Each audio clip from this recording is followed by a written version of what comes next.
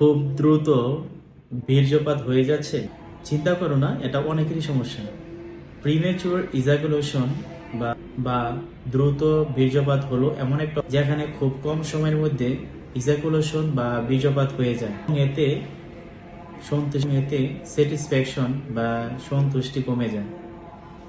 এর কারণ কি হতে পারে? এর কারণ হতে পারে অতিরিক্ত টেনশন করা, অর্থাৎ দুশ্চিন্তা করা, মানসিক প্রেসারে থাকা, এবং অতিরিক্ত যদি উত্তেজনা কাজ করে এবং কিছু শারীরিক সমস্যা থাকলে এরকম হতে পারে। বিশেষ করে যদি ডায়াবেটিসের সমস্যা থাকে এবং বিভিন্ন হরমোনের যদি সমস্যা থাকে, তাহলে এর সমাধান কি? এর সমাধান করার জন্য সর্বপ্রথম আমাদের টেনশন মুক্ত থাকতে হবে।